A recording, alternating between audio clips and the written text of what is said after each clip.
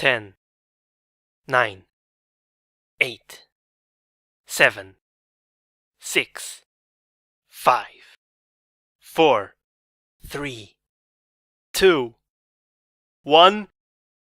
Season 4! And Doctor Who 50th anniversary, it's here! Hello everyone, welcome to my new podcast, Purple Prowesses Season 4 Epcast. Yeah, so Season 4 has finally arrived, yeah! Well, there sure is a lot to talk about. So, like Twilight Sparkle, I've compiled a list of talking points, yes. Excuse the noise, there was a sheet of paper nearby, it's gone now, yeah. Now, let's go to my text document, yes, Let's get right on it, shall we? So we've had 9 months without new episodes. Has it been that long? Wow. Twilight received wings, and then... nothing. Stuck with just the coronation and the movie with some Alicorn Twilight and nothing else. But then Season 4 starts, and what's the first thing we see?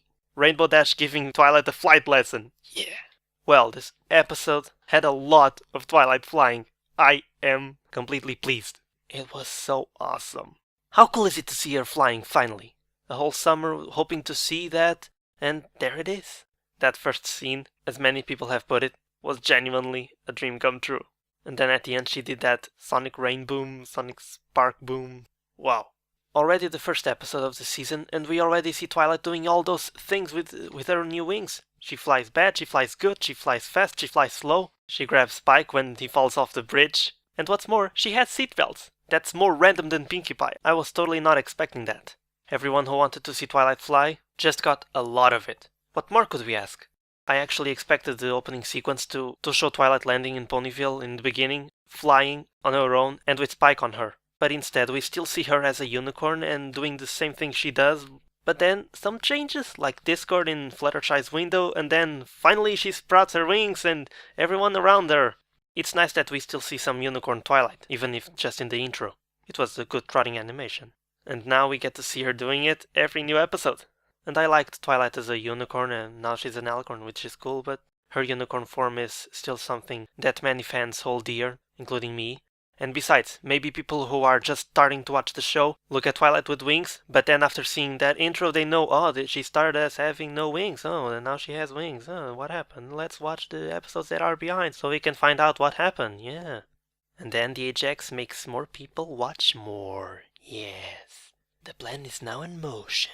It's all coming together, piece by piece, yes. You can see it here, but I'm moving my hands just like Discord when he says, and I win. I expected a little more from a new intro, but I guess there's probably no need for such a big of a change. It was good the way it was, and now it has a little more details, like Luna next to Celestia, more ponies around the main 6, even photo finish, taking the picture, and Discord in Fluttershy's window. The music, however, sounds exactly the same. And now that I brought up Discord, oh my gosh, he was hilarious. It was great to see him again, and still acting mean and mischievous and annoying and being all that he already is, except without the part of he being a threat. A threat. I was wondering during the summer where Discord lived, actually where he lived. But then, big surprise, they bring him right in the first episode, and he's summoned just the same way he was turned back to normal. But where was he? He's like the genie, and he exists in a lamp made of thin air, and he appears when the elements are combined. Well, not now, because the main 6 no longer have the elements. But what now? The main 6 no longer have the elements of harmony. What will happen now? And that chest, with the 6 locks, it seems to be something that will slowly and gradually be revealed during the season. It will be very interesting and exciting to see them finding each key. So now Discord can't be forced to cooperate with the ponies, because they can no longer turn him to stone. Whoopsie! Now they can only count on him wanting to keep being friends with them. So far it's working. So far he is kind of behaving himself and being a very amusing character. And he was still kind of the villain, because in the end he was responsible for those plans. Being the villain without being the villain. Clever, Megan McCarthy. Clever indeed. But we still don't know why the Tree of Harmony lost the remaining magic, the one that was keeping the weeds from growing. Is it something that just happened? Gone with time? It's either something that doesn't need an answer, or it's something that will have an answer slowly during the progression of Season 4, just like each key being acquired and opening the chest. Probably something else that is connected to that. New elements of harmony? A single element that will embody the power of them all? which they will use to defeat Dr. Octopony? Or an actual villain, not the one I named from the superhero episode. I don't know.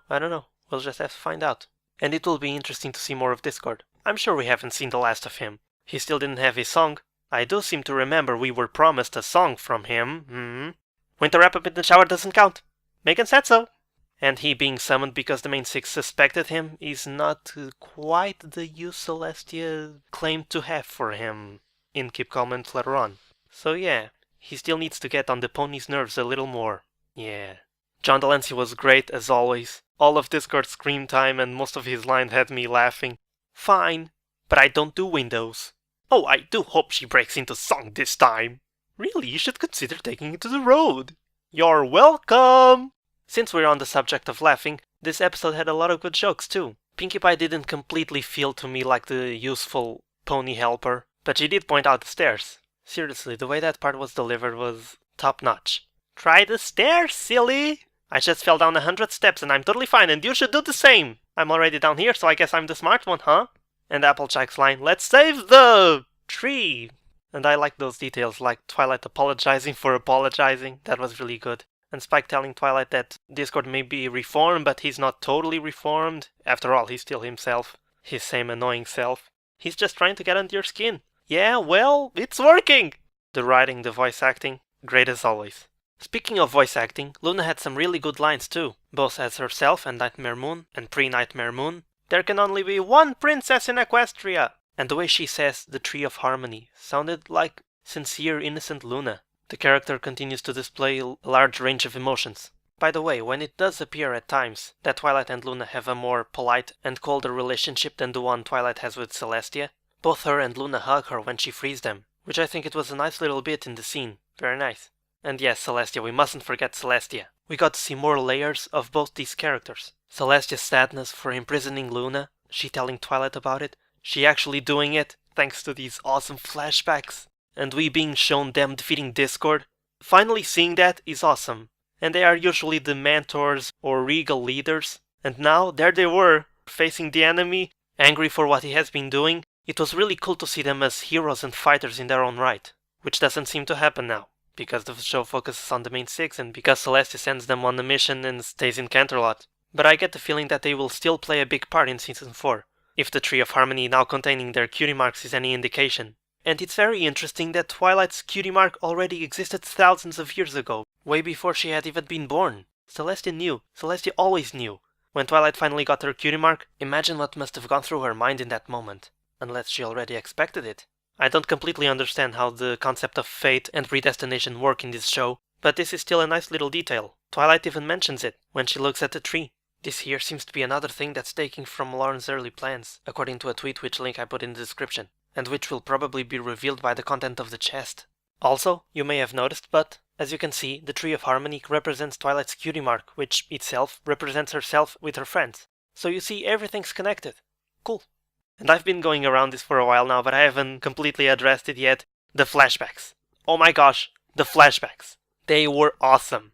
First, we got to see fully animated that scene we saw in Comic-Con as an animatic, when Luna breaks the stand, and her face is exactly like the animatic, and now her eyes even glow. I did not see that coming. It was totally worth it to wait to see that scene fully animated. There was some speculation going during the summer that Twilight was in Celestia's place. It turns out that Celestia was right behind her. Who knew? And then comes the coolest battle flying scene ever in a pony show. No wonder guys like this! It was really an awesome scene. But notice that when Celestia is about to imprison Luna, there's a sad dramatic music playing in the background. It's basically the hero defeating the villain, but it's also Celestia sending her sister away. It's both a cool and a sad scene. But we already know that it all ended up alright, so we stick with, man, that scene is so cool! The two beams going against each other is like Dragon Ball Z or something! And I really like those 3D elements of harmony. Really a cool addition to the visual department of this episode. Along with the beautiful lighting in some of the scenes, and the huge sun Luna turns into right before becoming Nightmare Moon. Kind of ironic when you think about it, but so cool. Truly several beautiful visual effects in this episode. And visually and emotionally, that scene where Twilight is crying for Celestia, you're watching everything but then you stop and look at it, silent. Even though we know it's a flashback, it's one of the strongest moments of the episode. And moving to a lighter note, but still kind of in the subject, are the throwbacks. Not the flashbacks, the throwbacks. The mentions of past events, which were also pretty cool. Like Twilight mentioning the time she and the others entered the Everfree Forest for the first time, or the whole story between Celestia and Luna, which take us back to the first and second episodes.